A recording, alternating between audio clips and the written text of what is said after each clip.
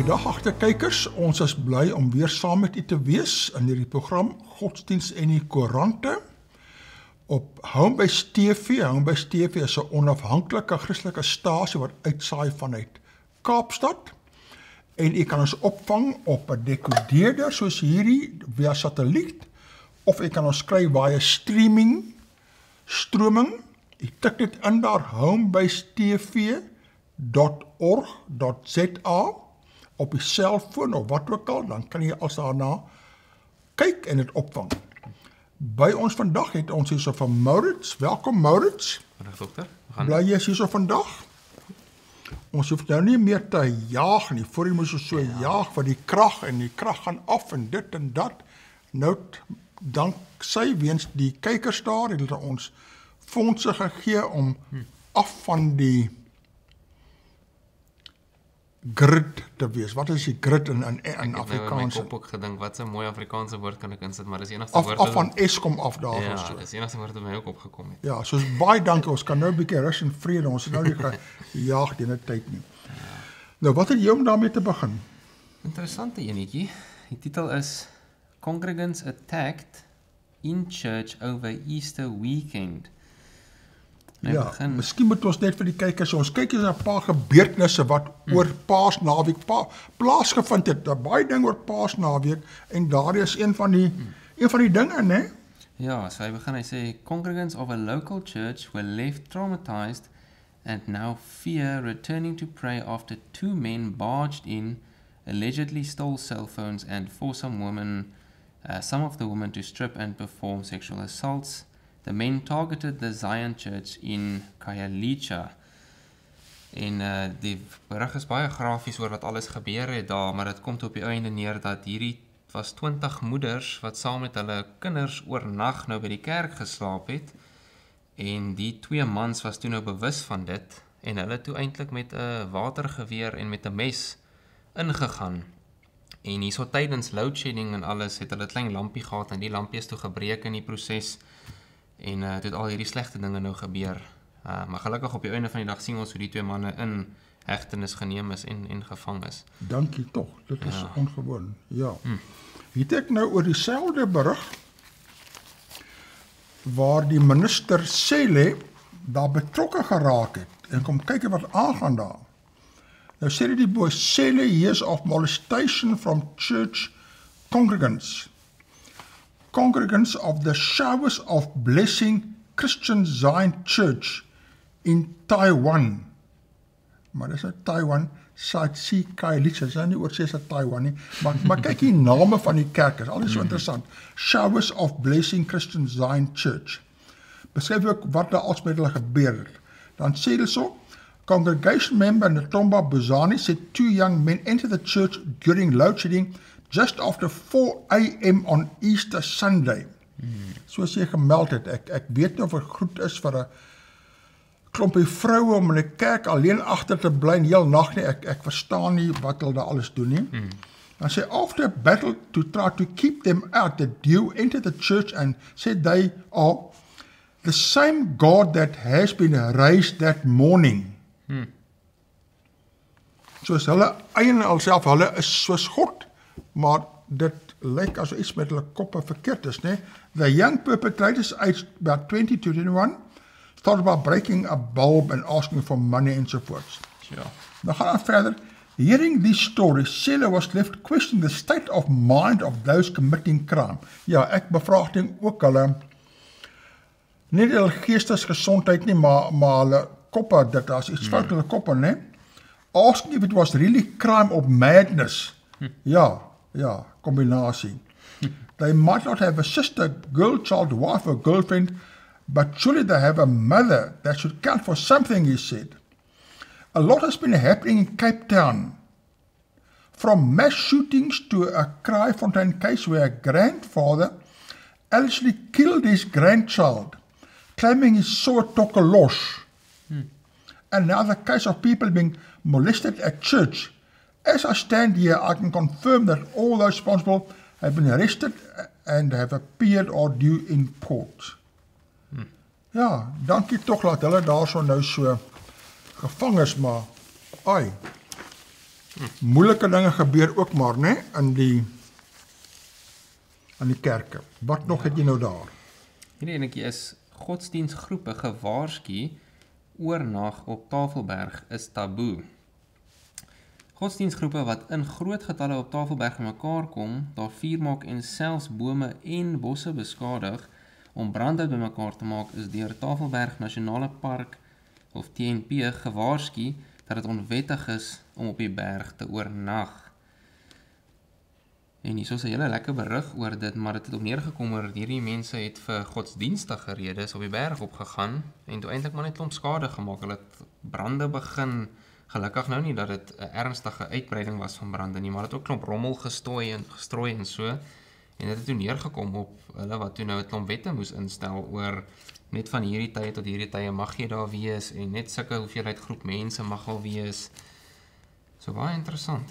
Ja, ek dink 'n mens moet pas op oor jou godsdienstgebruike. Jy weet, jy kan partykeer lees van baie snaakse dinge wat die mense doen in naam van godsdienst.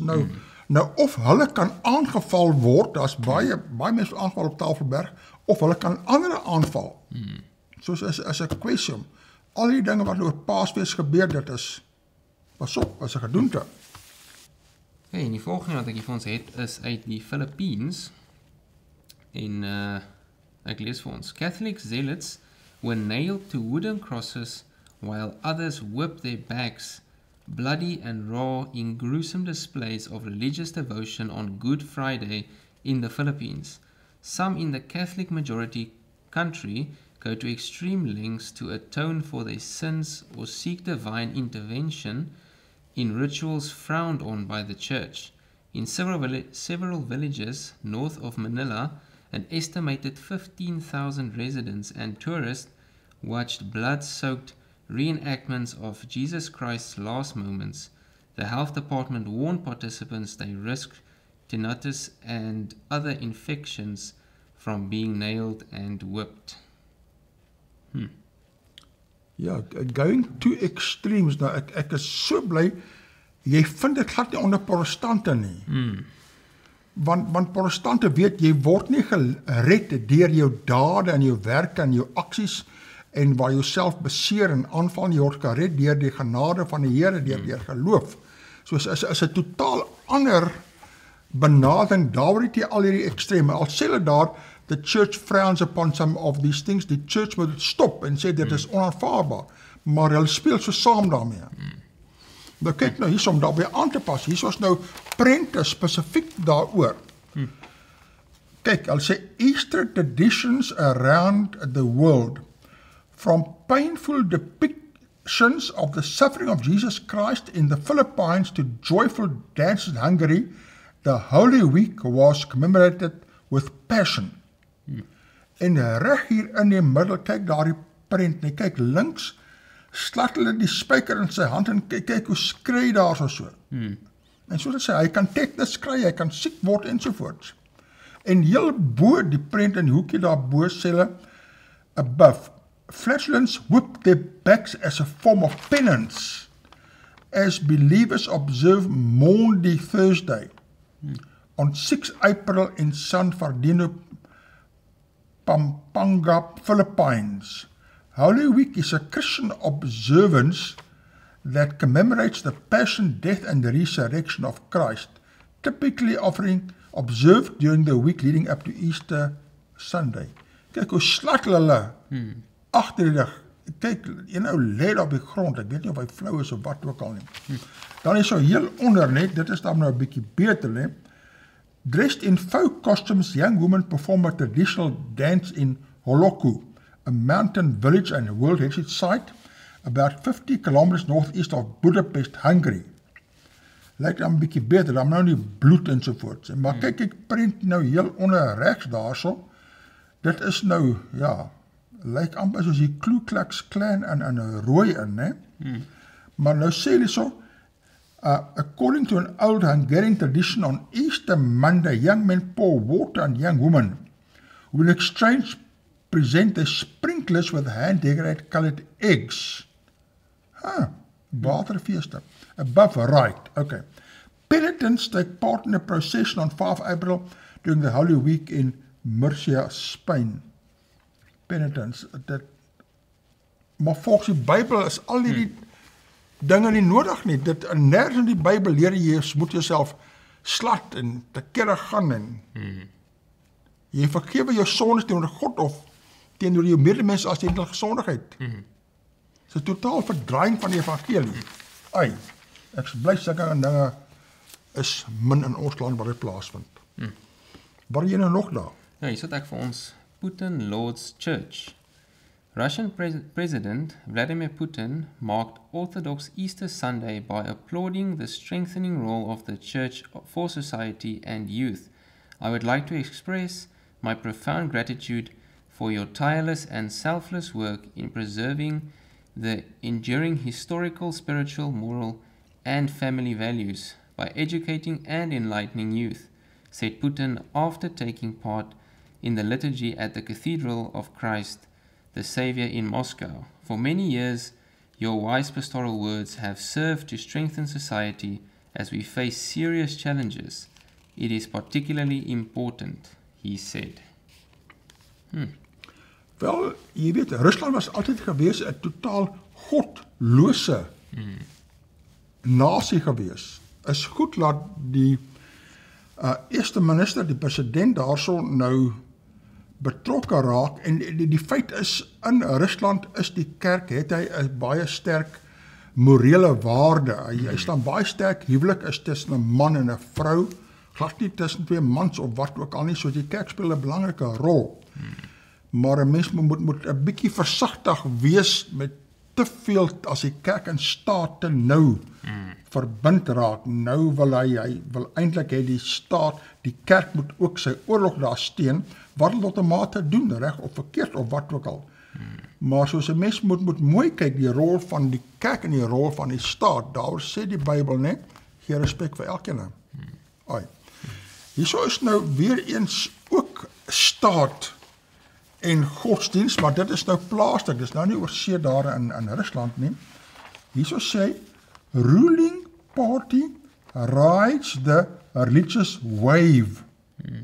Ja, nee, die hoogtepunt, die politieke party in ons land, aan beheer van die land is, hy maak gebruik van die godsdienstige onderstromminge, godsdienstige rol daar. So sê hy so, predictions of electoral doom need to consider the ANC's unusual presence in society. Over Easter, most ANC leaders attended church services. Nou, was dit vir eie gewin, of was dit vir opheffing, of wat? Ek gaan my maar nie te sterk daaroor uitspreek nie. These efforts reflect an edge over opposition parties that is often overlooked when analyzing next year's elections. Ja, nou nader die verkiesings kom, hoe meer moet die kerklike mense begin daar beïnvloed. While the Democratic Alliance, DA, and Economic Freedom Fighters keep to politics, the ANC embeds itself in people's lives in a way that is paradoxically apolitical. President Cyril Ramaphosa addressed a packed field of pilgrims at the St. Ignace Zion Christian Church, while his deputy Paul Mashatile called the Grace Bible Church his home. Nomvula Mokonyane gamely celebrated both at the Methodist Church and International Pentecostal Holiness Church. The list is endless, from ANC's top 7 leaders to its provincial executive committees and ward councillors. A savvy media campaign, #ANCinChurch, documented many of these visits. En daar kan mens duidelik sien dat dit gegaan oor 'n sosiale media wil ek nie sê 'n bekendmaking of bemarkingsveld tog, ja. Ja, vir die kerk, vir die staat by die kerk. Nou, mens moet jy gevaar pas op, né? Kyk hierso, van die groot kerke, Methodist Church en the International Pentecostal Holiness Church. Ons sal nou 'n bietjie daarna kyk wat hulle alles doen oor Paasnaweek daar, né? Ja. With few exceptions, ANC leaders avoided talking explicitly about politics. Instead, their messages delivered in multiple languages, praised churches for their achievements. Klink soos wit voetjie soek. Daar, nee, wit voetjie soek by die kerk, maar die kom 'n verkiesing naby. And reiterated the ANC's historic relationship with Christianity. Yeah. The efforts of the main opposition party stand in stark contrast. The DA tweeted an Easter banner accompanied by a video from party leader John Steenhuisen, which dedicated considerable time to road safety. Helen Zille, Ivan Meyer, and Sivisi Koerante, who are among the most senior members of DA, did not tweet about the occasion. The EFF tweeted an Easter banner as well as a 2-page message for Good Friday and Easter, which focused on the Palestinian struggle and the ANC's mismanagement of South Africa. Earlier, Ndlozi had tweeted a video that seemed to mock a church. Of the EFF's top brass, only Floyd Shivambu retweeted the EFF's letter. Ja, ons het nou ruk gelede gespeel hier so 'n video waar die EFF waar Malema eintlik 'n spot dryf met godsdiens en waar hy sê hulle is Christus. Hulle is nie 'n godsdienstige organisasie nie. Soos hulle het nie hierdie verfynde bemarkingsveldtog soos die ANC nie. Hulle is sommer dwars en hulle het nie te veel tyd vir godsdiens nie. Was dit met jou opname iewers daar gespeel of met 'n ander opname? Nee, ons het dit bespreek, maar ek dink dit was dalk so met Wender gewees of ja, so, ja. Ja, nee, dit was nogal heelwat in die nuus in Koerante gewees daar. Hierdie EFF leier wat nou so godslasterlike uitsprake maak daar. Dan sê hy so, hy praat hulle van die ISC's Easter Pilgrimage Weekend, né? En ANC Easter Pilgrimage Weekend, om hulle self nou daar so te bevorder. Dan eindig hy af hier so, hy sê, second, the ANC has developed a paradoxical strategy for engaging with religion. Ja, altyd die strategie, wel, daar sal sê 80% van die Suid-Afrikaners behoort aan 'n kerk, soos jy moet daar die stemblok, die magsblok moet jy aan jou kant kry, soos jy moet met die kerke daar assosieer, né? With some exceptions, it does not talk party politics. The ANC has honed this approach over the past 100 years. Rather than discussing basic service delivery, criticizing other parties, or dressing the audience in party colours, the ANC's message to worshippers and the media last weekend praised the positive role of churches. Klink soos wat daar in Rusland ook gebeur het, nie? Praising the positive role of churches and the ANC's long relationship with Christianity. Ja, van hulle stigterslede was ook predikante en pastore gewees daar. Ja, soos godsdiens en die politiek wil wit voetjies soek by kerke. Ja. Volgende het ons hierso. Passover, Ramadan, tension boils over. Or Ramadan tensions boil over. Israeli fighter jets struck Hamas weapons manufacturing and storage sites in the central Gaza Strip earlier on Wednesday, after a barrage of rockets and mortars from Gaza were fired at southern Israel. The rise in tension comes as the Passover holiday is set to begin on Wednesday evening, overlapping with the month of Ramadan. En dit is eintlik die oorsaak van hierdie geveg wat ons hierso sien, is dat dit juist nou hier is dat Pascha, soos wat ons dit in Afrikaans ken, is nou besig om bietjie te naby te kom aan die Ramadan tydperk. En ons sien hierso die Woensdag aand wat dit Pascha is klaar wat dit overlap met die maand van Ramadan. En dit lei nou sommer hierso tot 'n oorlog wat hierso uitbreek en die polisie en almal is hier betrokke. En ons sien hierso 'n foto van 'n man wat hierso bande in die brand steek en in die hoop gooi. Dit lyk amper asof hy 'n band wil uittrek daarso. Dis nie net in ons land wat hulle so bande brand, die kerre daar in Israel ook. Ja. Hier is nou ook 'n berig daaroor, police storm mosque. En dan sê hierso, the mosque in Israel annexed East Jerusalem is Islam's third holiest site. It is built on top of what Jews call the Temple Mount, Judaïm's holiest site. Dus die twee heiligste en amper alle heiligste plekke is daar bo op mekaar daarson. This is eintlik soos in Engels altyd 'n vonk, né? It has been a frequent flashpoint, particularly during Ramadan, and clashes there in May 2021 set off the latest Gaza war that raged for 11 days. Soos nou ook weer daar 'n hele twis en 'n bakleierery en 'n geskietery en 'n bandbrandery ensovoorts. Ja, volgende het ek vir ons fatwa. UN undeterred. The UN said that it is undeterred from its role in Sudan after a man threatened to kill its Secretary General's special representative in the North African nation.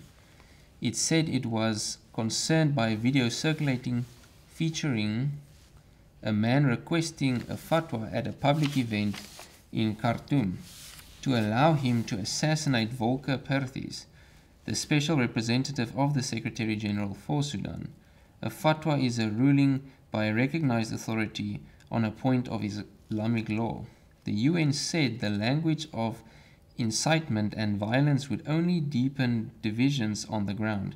It said that the Sudanese government had a duty to ensure the safety and security of the UN mission and its members, citing provision of the 2021 agreement between the UN and the government. Perthes remained in Sudan carrying out his work, the UN said. Jy weet, ek so bly daar's nie so 'n ding soos 'n fatwa in die Christelike godsdiens nie. Okay, jy moet kyk wat die Bybel gaan sê, maar jy het nie laat dat die dominee of predikant of priester nou so 'n bevel maak en sê in die naam van die geskrifte of wat kan jy nou gaan en daardie ou doodmaak of dit doen of wat ook al nie, dit bestaan nie, dit is eintlik onmenslik sulke dinge en dit lei tot geweldige misbruik, dit is 'n tragiese ding daar, ja. Hier is nou 'n berig, nee, Muslims, Christians united at mass buka.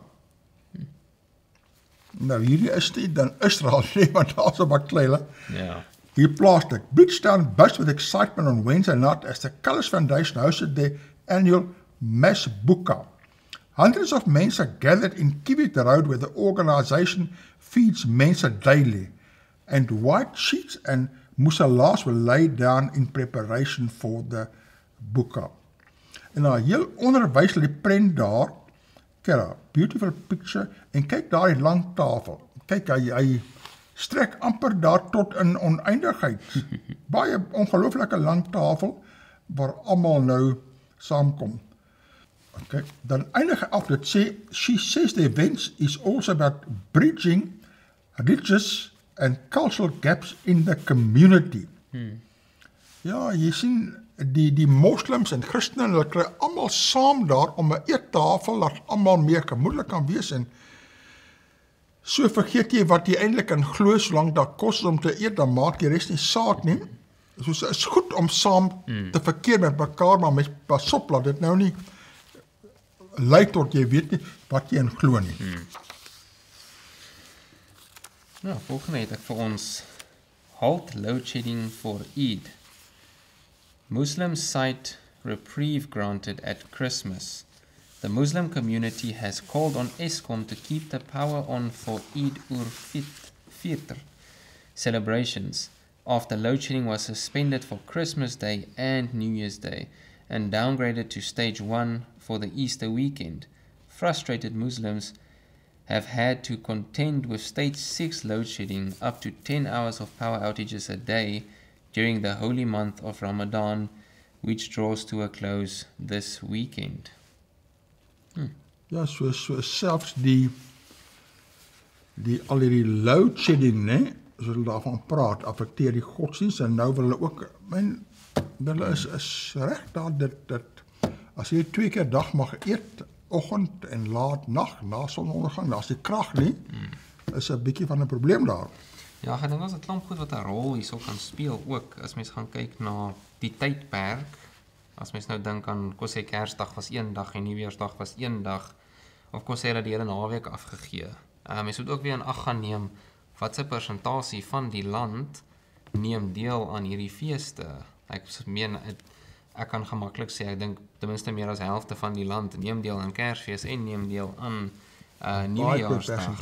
En hierdie is nou weer, dink ek, 'n kleiner persentasie. 2% of so iets. En dis ook weer vir 'n baie langer tydperk. Ja. En ek dink dit is baie maklik om goed soos dit te vat en dit 'n aanval op jou geloof te maak en dit baie persoonlik op te neem, maar ekonomies maak dit baie keer nie sin om so iets te kan toelaat nie. Ja. Jy sien, die ander punt is, kyk, daar is die hoofberig op die voorblad. En dit is 'n koerantgroep wat besit word deur moslims. Jy sien, soos dit speel ook 'n rol en jy kan in elke koerant sien wat is sy agtergrond, sy politiek, watter politieke dinge stoot hy en so voort. So hulle stoot baie vir islamiese dinge daar, soos daardie lees jy in ander koerante nie. Ja. Maar jy lees dit in daardie koerant, Cape August, waar hulle die beheer, mense aan beheer daarvan, is sterk moslim. Dit speel altyd 'n rol. Ja, Jy kan nooit als gebalanseerd nie. Hier is nou 'n berig hier so uit die City Press uit. En dit is nou IPHC, né? International Pentecost Holy Church. En ons het nou nog gepraat van die visiepresident van ons land. Hy het ons gegaan na die Methodiste kerk en na die IPHC. Maar kyk nou vir hulle hierso. Die opskrif hierso is 400 brides to walk down the aisle at IPHC. The International Pentecostal Holy Church is said to be a sea of white today, as more than 400 brides walk down the aisle to get married in South Africa's biggest mass wedding ceremony. The Embattled Church. Ja, probleme, né? En ons het al voorheen gepraat op hierdie program, afgelope paar jaar oor die probleme in hierdie kerk, which has been embroiled in a leadership tussle since its founder died several years ago, is expected to make history in its biggest gathering since COVID began. The church is known for its mass weddings, which are conducted 3 times a year. Ndala added, for decades the IPHC has been known for these colorful and glittering mass weddings. Among those that will be wedded on the day are those from polygamous relationships that see men marrying more than one wife, a long-standing African tradition which has been co-opted in our church. He said some grooms would be extending their families by adding more than 2 wives. Oh, dit is die ander woord vir extended family. Ek gaan 'n extended family wedding toe, ek vat sommer nog 'n paar, nie een nie, nog 'n paar ekstra vroue daarby. Hierdie mense soek moeilikheid, né? Ja, nee, as 'n klomp vrae by my opkom as mens nou hierdie lees. Eerstens, met hoeveel predikante het jy nodig om 400 plus vrouens en mans te trou? En ek dink nie, dit sal tussen hulle, dit kon net opgedeel word in 'n paar bruidegomme nie. Ek twyfel nou of 1 bruidegom of 2 bruidegomme soveel vrouens sal neem. So nee, dit is interessant. En ook, hoe groot moet hierdie kerk wees? Was dokter al by hierdie kerk gewees, of het al foto's gesien van die kerk? Want ek kan dink, dit moet 'n kolossale plek wees om hierdie te kan, om hierdie te kan huisves. Ja. Ek lees vir ons verder. During the grand occasion, some of the grooms will be marrying their second wives, while a few others will be marrying 2 to 3 wives at the same event. Nou, ek weet nie wat die vrouens daarvan altyd te sê, jy vat sommer 'n paar saam op een slag. Ja. Dan sê hy so, also kindly note that there will be instances where some congregants will be extending their families by marrying the 6th or 7th wives. Within the IPHC, polygamy is not only embraced, but it is also held in high regard. Soos as jy nou 'n klomp vroue wil vat, dan is dit die kerk vir jou, né? The inspiration of polygamy is drawn from the biblical scripture of Isaiah 4 verse 1 that says, and in that day 7 women shall hold on to one man, saying, we will eat our own bread and wear our own apparel. Only let us be called by his man's name, to take away our reproach. Nou, jy bestudeer mos teologie. Wat is jou eksegese van so 'n teks soos daardie? Ek dink as we daar die konteks gaan kyk, en as ek reg kan onthou, het ek al 'n stukkie oor hierdie gehoor, en dit gaan juis oor hierdie slegte kondisies waar daar so armoede gaan wees, en die vrouens gaan net so graag onder hierdie man se naam wil wees, en verskoon die kykers asseblief as ek die stuk heeltemal uit konteks uithaal, maar dit is die stukkie wat ek nog gehoor het oor dit, en mens kan duidelik sien hoe hierdie 'n misinterpretasie en 'n mistoepassing van hierdie teks is, en in teologie is daar 'n term wat is eksegese, en nou dit is wanneer jy uithaal hierdie teks uit, en nou hierso wat hier toegepas word is eisegese, en dit is nou waar jy weer inlees op die teks, en jy gooi jou doktrine op die teks, en op die einde van die dag sê jy, maar ek wil hê hierdie teks moet hierdie beteken, so ek gaan dit nou mooi uitkies vir my, en dan gaan ek sê, okay, hierdie is wat ek daarvan wil hê, maar ek seker as mens die stuk verder lees, sal dit baie duidelik raak wat eintlik hier aangaan. Ek dink in die ou Bybelse tyd was dit om beskerming van families en dinge daar ensovoorts, maar ja, ek het nie van daai teks eers geweet nie, en ook maar goed, ek het nie daarvan geweet nie, wel, ek sou nie toegelaat gewees het om hom te gebruik nie, maar en in ons, as jy kyk na die tyd vanaf Christus, was dit een man, een vrou. Hy het nie goedgekeur, hy het nie goedkeuring gegee, hy het nie nergens in die Bybel lees Nuwe Testament van vele vrouens nie. So die tyd het bietjie verander. Ja, en selfs die Ou Testament, ek dink die patriarge en die konings en so wat aan dit deelgeneem het, dit was nog steeds nie reg nie. Dit is nie asof God hierso toe Christus gekom het, nou besluit het, nou is dit een man, een vrou nie. Ek meen, anders sou hy vir Adam 5 Evas geskep het, of 7 Evas, as hy nou hierdie in gedagte gehad het. Mens sien duidelik deur die proses van skrif in die Ou Testament self, so dit eintlik 'n probleem was om meer as een vrou te kon gehad het. Maar en baie probleme het ontstaan uit meer as een vrou, en ons het nou gelees daarso van die Midde-Oosten, né, as jy kyk na Hagar, en Sara en al daar wat daar als ontstaan het, soos dit is nie God se, wat gebeur het als God se wens nie. Dan sê hy verder, ek sien hier, soos 'n antwoord op die vraag wat ons 'n bietjie vroeër gevra het, sê, the IPHC with a 3 million strong congregation is the second biggest church in the country after the Zion Christian Church, wat ons ook 'n bietjie vroeër van gelees het, en dit gaan verder en dit sê, but it is embroiled in a dramatic fight following the death of its leader, Bishop Clayton Modise, in February 2016. Modise inherited the church from his father, Frederick Samuel Modise, who founded it in 1998. After his death, it emerged that he had amassed a 400 million fortune, but did not have a will. Modise's 2 sons, Frederick, Leonard, Godsdiens, and Chapiso, squared off to determine who would lead the church. A third contender, Michael Sandlane, joined the fight. Sandlane is reportedly Modise's son born out of wedlock. Sien, dit vererger net die probleme. Ja, as jy jou eie kerk stig, kan jy baie geld maak, en as jy 'n lekker kerk het, die mense kan doen wat hulle wil, dan gaan baie mense kom en betaal al offergawes, jy maak baie geld. Ja, vinnig 'n goeie manier om ryk te word, begin jou eie geld hierso. Soos by hierdie kerk net, vonke gespat en baie meer mans het baie meer vrouens gekry. Nou ja, ek wil maar hoor wat daar verder gebeur het daar. Ja, nou as ons nou kyk hier so na 'n ander beriggie, en dit word al hoe bizar en snaaks die dinge. Easter skull hunting, wat alles nie gebeur oor Easter op Paasnaweek, is ongelooflik. People around the world celebrate Easter with candlelit feasts or Easter egg hunts. But in Kenya, one bishop and his congregants kicked off Easter Sunday by hunting for a skull and burning it. Wow. Hoe erger, né?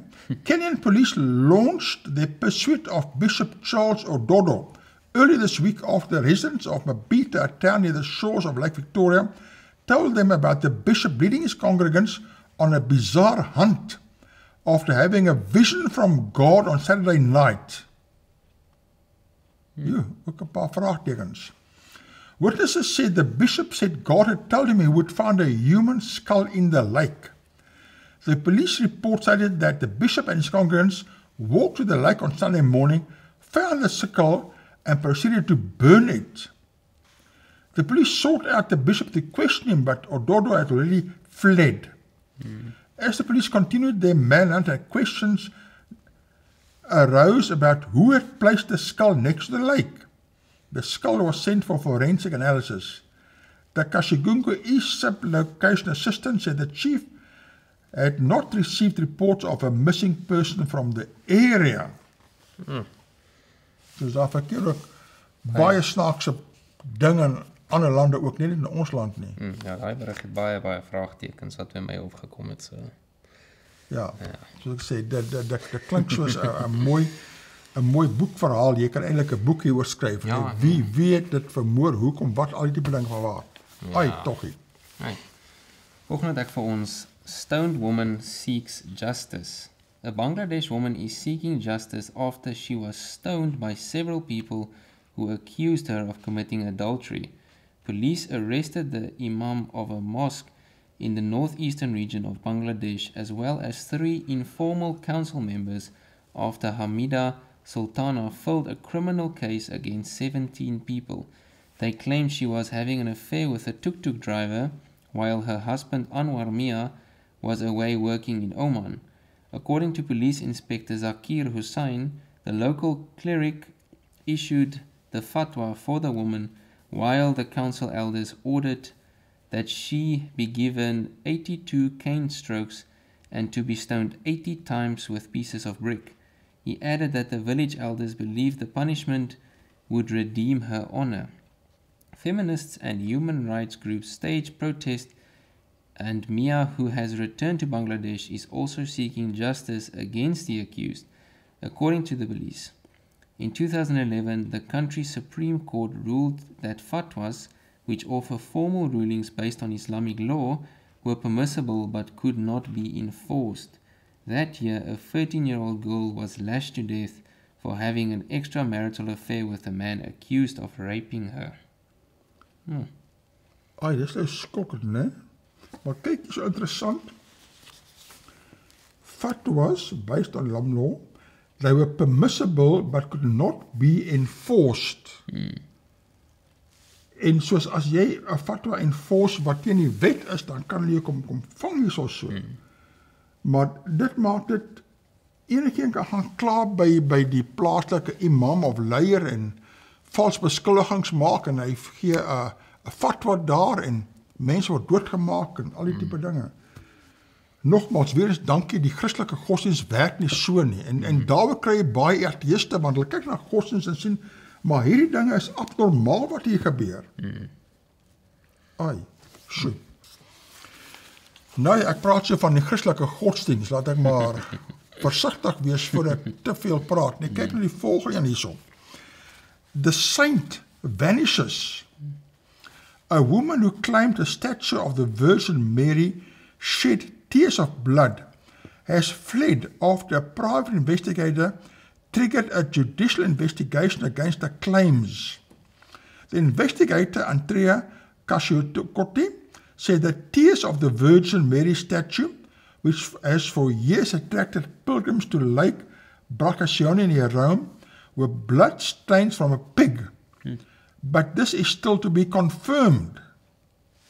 Ja, mens lees van die wonderwerke en jy wonder daaroor wie het daai dinge daar gaan doen daar, so wat 'n skelmstreke is daar nou weer hierso, né? Maria Giuseppe Scarpula's story began in 2016 when she bought the statue from a Catholic pilgrimage site in Bosnia and found that when she returned to Italy, it shed bloody tears. She put the statue in a glass jar near the lake, and on the 3rd day of every month, people would go there to pray and hear the messages apparently conveyed to Scarpula by the statue. Nou, protestantisme en protestante weet sulke dinge is nonsens. Dit gebeur nie. God praat nie jou deur hierdie, wat moet ek sê, afgode of hierdie beelde nie, praat jy beelde, wat ook al, nie?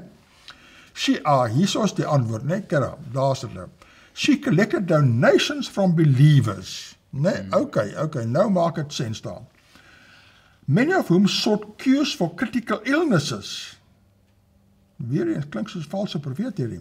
Scarpula has been convicted of bankruptcy fraud in the past. Nou so slim geraak. And according to local reports, prosecutors have opened an investigation into her religious enterprise. Despite this, about 300 pilgrims gathered at the site this month. One couple who were very ill and donated 123,000 euros. Wow, dis ver oor 1 miljoen, né? Amper 2 miljoen. To a foundation set up by Scarpula, that is said it was a clamorous error. News reports say that she has fled, but the lawyer says she is merely on holiday. Nou ja, 'n mens moenie 'n godsdiens aanhang wat sulke dinge wat lei tot sulke dinge wat gapings maak vir sulke tipe dinge nie. Ek is bly ek kan nie behoort aan 'n protestante godsdiens wat nie sulke dinge toelaat daar nie. Dit is dan maar 'n bietjie verskriklik, né? Nou ja, nou het ek hierso The Mail and Guardian. En jy weet, elke jaar oor Paasnaweek het hierdie Mail and Guardian wat hulle noem 'n God edition. En hulle is 'n baie sekulêre koerant daar, niks godsdienstig genaamd nie. Hulle is ook nie moslim geoordineerd of wat ook al nie. Maar nou het hulle elke jaar oor Paasnaweek 'n God edition waar hulle nou kyk vanuit 'n sekulêre oog na dinge wat gebeur in godsdiens, nee, reg en verkeerd alles te. Kyk, hierin is God is everywhere. En nou het prentjies van al die berigte van wat daar alles verskyn in die koerant. Kom ons kyk nou wat het hulle daar. Op die binneblad hier is 'n paar interessante dinge en dit is nou nie so seer oor Paasnaweek nie. Dit is 'n verskeidenheid dinge hier so 'n bietjie godsdienstig ook. Wat het jy daarmee? Wat begin hulle daarmee? So eerst het ek vir ons hierso, plants aren't mute, study shows. New research might have vegans thinking twice before picking fruit. Plants emit sounds that other animals can hear in response to stress, according to a study conducted by biologists from Tel Aviv University in Israel. The researchers studied tomato and tobacco plants and explored their physiological parameters by exposing them to different injuries and conditions, such as cutting them and exposing them to drought. Not only did they discover the plants emitted ultrasonic and airborne sounds, but they also noted affected plants differed from unaffected plants in shape and color. In addition, the plants produced volatile organic compounds when exposed to drought and herbivores. This research, which emphasizes other animals' abilities to detect these sounds for evolutionary purposes, has highlighted the importance of sound among plants in a world where many deem them to be silent. Vegan and animal activist Ed Winters fears the study could be misrepresented by news outlets.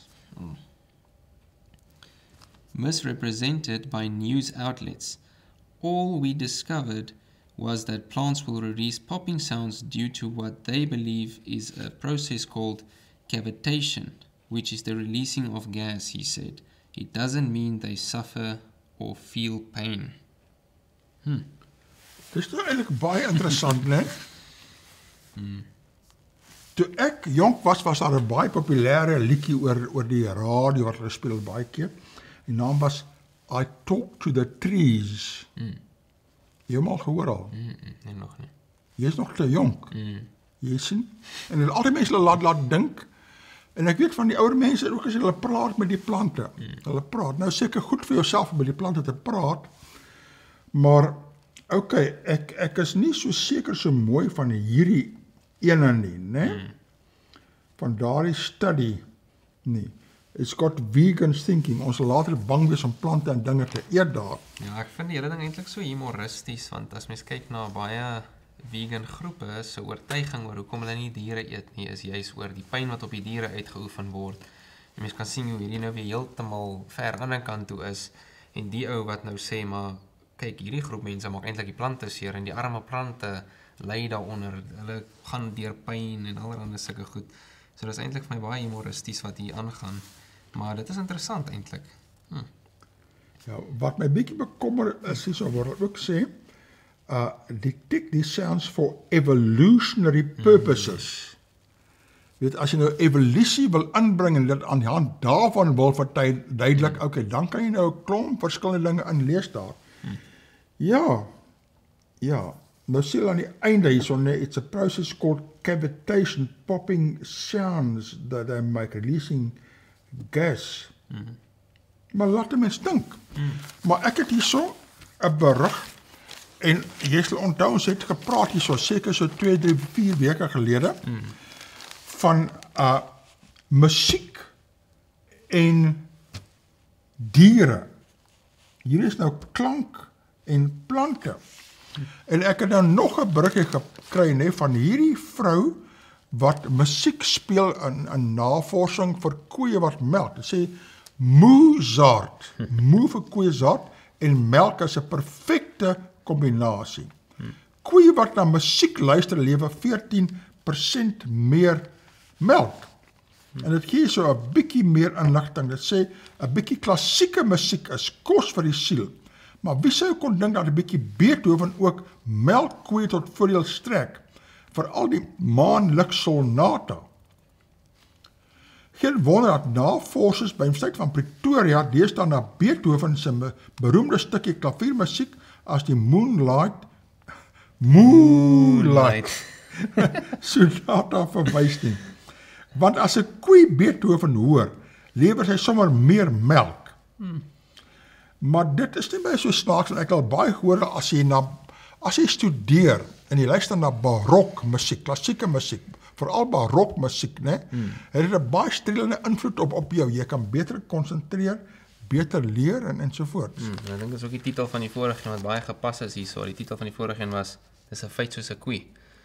En is baie interessant hierdie. Ja, nou is 'n feit soos 'n koe. Net korreksie so agter, dit sê sy het 'n B- graad agter haar naam, en nou sy vir landbou ingeskryf daar, en sy sê die inspirasie gekry by 'n koffiewinkel. Sy sê die musiek was bitterhard en baie irriterend.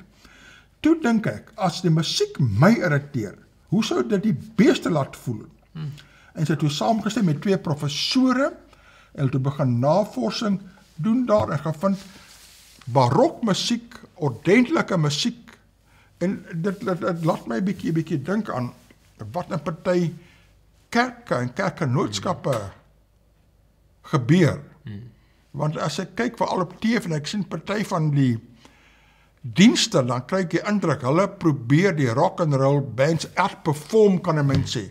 Een verbeter. Okay, die woorde is nou glo Christelik, maar ek sê daardie beat en daardie musiek en daardie dromme skrik vir niks. Nou is my vraag, wat se effek het daar op mense? En ek kry jou aan die dang, spring, maak jou wakker en sovoorts. Maar is dit, of moet jy liewers die Christelike musiek speel, rustig, laat jou dink, laat jou in stemming kom vir aanbidding, of wat?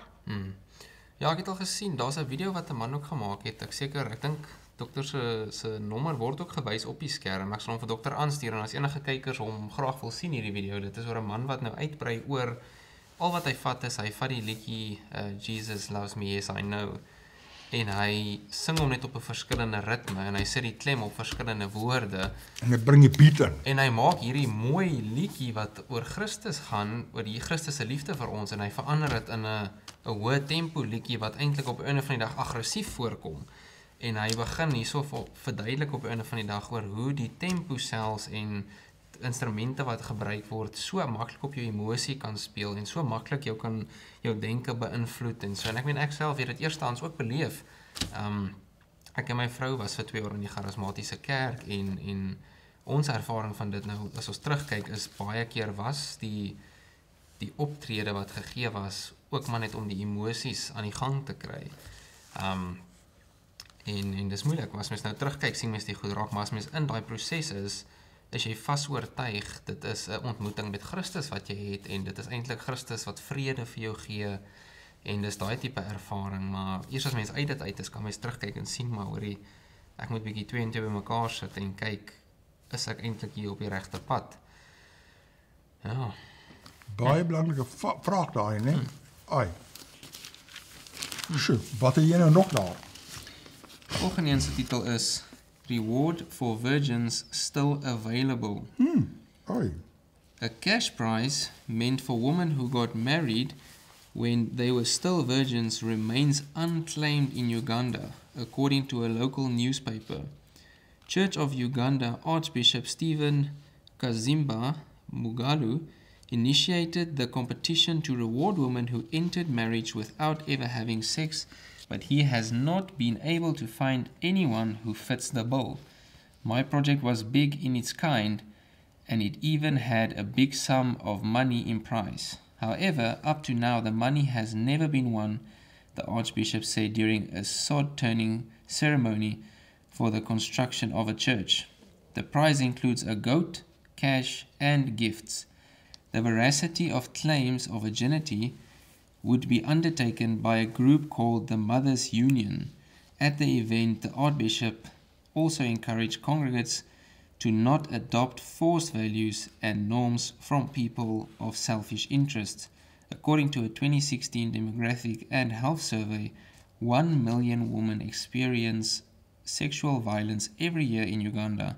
The country also has one of the highest rates of child marriage in the world. Ai nee, dit is...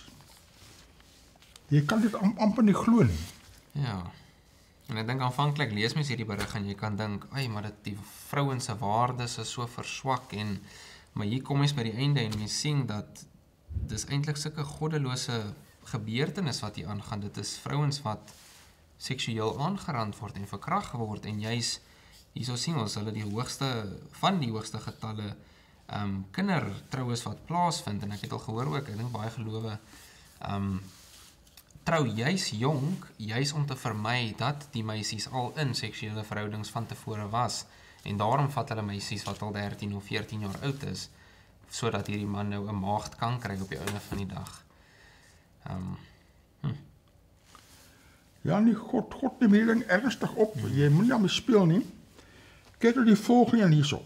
Nou sê hulle, sex just got more dangerous. Scientists have discovered new strains of 2 common sexually transmitted diseases among a group of 424 women in a town in western Kenya. The women aged 15 and older were diagnosed with newly discovered mutations of gonorrhea and chlamydia after a rise in sexually transmitted infections was reported at the hospital in the town of Busia. Dan gaan hy aan. The fact that the rise in infections occurred in a border town, where many truck drivers make stops, might shed light on the nature of the spread of the infections, but it also raises concerns about their spread to neighboring Uganda. Because the changes in the genetic makeup of the virus have not been seen before, researchers worry about the efficiency of antibiotic treatment. For mutations, nobody knows whether the regular antibiotics we have will work. That will need clinical trials, said Dr. George Njongorich, who helped develop the drug used globally to help treat hepatitis C. Ja, jy sien, wel ek het in die Ou Testament ons gesê, as jy seks buite die huwelik het, dan moet jy doodmaak. En dit klink verskriklik abnormaal, maar wat ek gelees het is dat met die ou Egiptiese mummies en dinge het hulle ontdek ook HIV-tipe virusse in daardie mummies. En soos dit was 'n metode gewees om te verhoed dat van daardie siektes in Israel inkom. Laat jy moes nie gehad het seks buite die huwelik nie, want dan kon jy al hierdie verskriklike virusse dinge optel daar. 'n Mens moet dit onthou as jy dink God was so hardvochtig gewees of so hardhandig gewees of so drakonies gewees. Dit was 'n werklikheid, dat die ras, die gesondheid, dit mos een teks in die Bybel wat sê daar, none of these diseases, nee, hy praat daarvan, if you do these things, en hy wys na Egypte as ek reg onthou, you will have none of these diseases. HIV, al daai tipe dinge. Ja, baie keer sien ons in die Ou Testament hierdie tipe gesondheidsreëls en wette half, dit is gesondheidswette, selfs soos net as jy die badkamer gebruik en om dit buite die stad te gaan doen en dit te begrawe. En mens kyk op die goed en mens dink, dit was sulke vreemde goeters, maar jare later, ons is nou 2000 jaar na Christus, is baie van hierdie gesondheidswette en goed eers nou bevestig. Ek meen tot onlangs toe het mense nie eers as hulle operasies gedoen het, die gereedskap gewas en hulle hande gewas nie, en ek het al van 'n operasie gelees waar 3 mense dood was, en dan was 1 pasiënt, en die skok was so erg dat 1 persoon 'n hartaanval gekry het en daaraan dood is. Dit was nou die 3de persoon oorlede. En die Bybel het die wette al lank gegee, nog voor ons mikroskope gehad het, om die goed te kon analiseer en mooi te kon sien wat die virusse is. En nou kan ons terugkyk en dink, maar Israel was eintlik so bevoorreg dat God vir hulle die goed gegee het, want hy het juist omgegee oor hulle gesondheid en soos wat dokter ook nou sê, dat om hulle te beskerm teen hierdie siektes, waarvan hy geweet het, maar wat hulle nie noodwendig eers van geweet het nie. Ja, dis baie interessant. Ja, en dit is die tragedie, as sommige mense sê nie, dit is Ou Testamenties, dit is verby en sovoorts. Daar's 'n doel met die dinge gewees, veral met die gesondheidswette, né? Hande was, varkvleis eet, al daai tipe dinge. As jy net gaan kyk op die internet, al die siektes van varkvleis, sal jy nooit weer varkvleis eet nie. Maar die mense eet deesdae varkvleis, en veral Christene en gelowiges, as hulle lewe daarvan afhang. Maar gaan lees dit, wat sê die wetenskap, wat sê die internet. Daar's 'n rede vir al die tipe dinge. Soos ek is baie bly dat ons bewus is van al die tipe dinge daar. Ja. Kom ons kyk nou nog na die een berig hierso, wat aangaan hier. Hierso is hulle Bahouti knew about rape cover-up. The NPA received the report implicating prosecutors in delaying justice for rape victim, says Justice Department. Apparently, the Justice Department this week confirmed receiving an investigative report detailing how 2 prosecutors delayed justice over rape charges against self-proclaimed prophet Shepherd Bushiri, adding that the National Prosecuting Authority was best placed to deal with the alleged misconduct. Nou, ek is bly hulle praat hier van self-proclaimed prophet.